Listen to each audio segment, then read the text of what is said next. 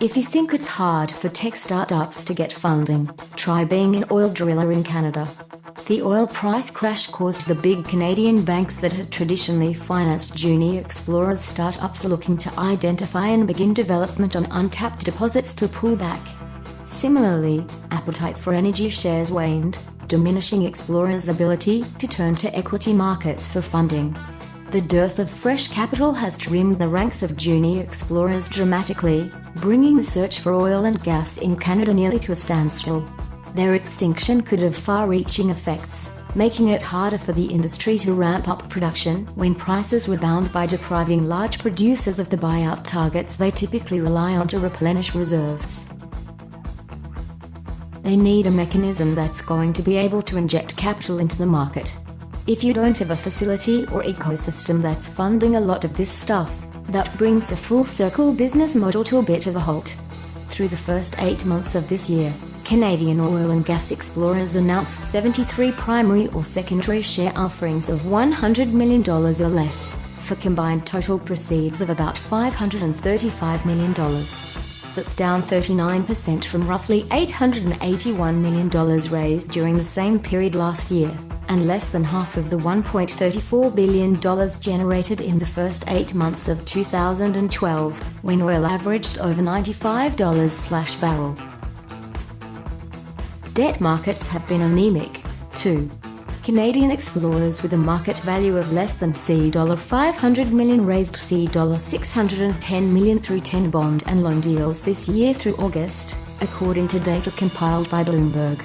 That's down 47% from the $1.16 billion over the first 8 months of last year, and less than a third of the $2.12 billion raised by that point in 2015.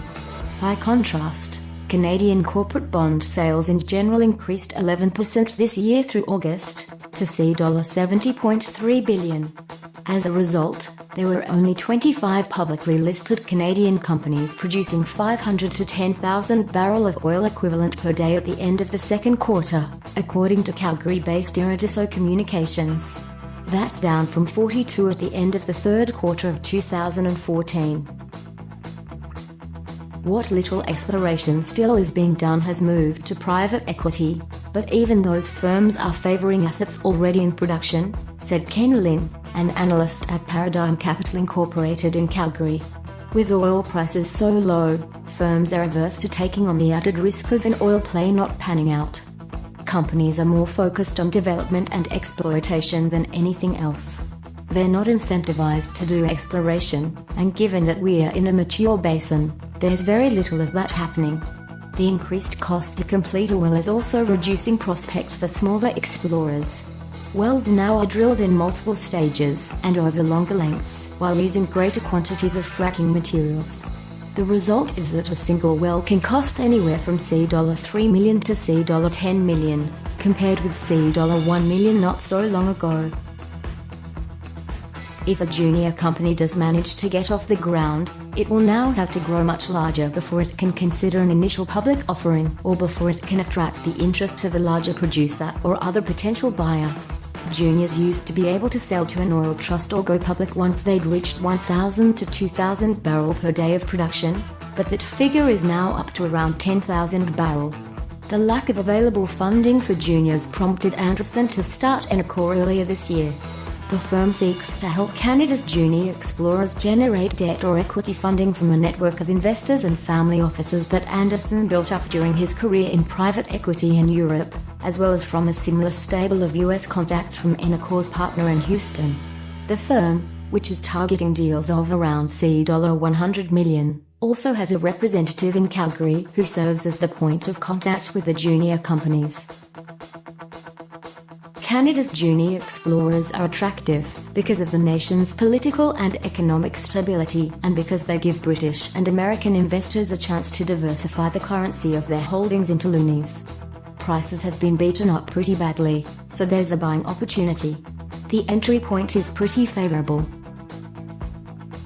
However, a catalyst for reigniting broader interest in the sector from both equity investors and debt providers may prove elusive. The only real antidote to the lack of funding would be increased oil and gas prices. With the US shale juggernaut flooding the market as quickly as OPEC nations can reduce production, that scenario may be a long way off. A higher commodity price solves a lot of issues. If we have a $45 to $55 range-bound oil price, then we'll continue to be in the same environment in terms of capital raised. To get faster updates and the latest news from the oil and gas industry, please subscribe to the YouTube new video channel and connect with us on Facebook, Twitter or LinkedIn.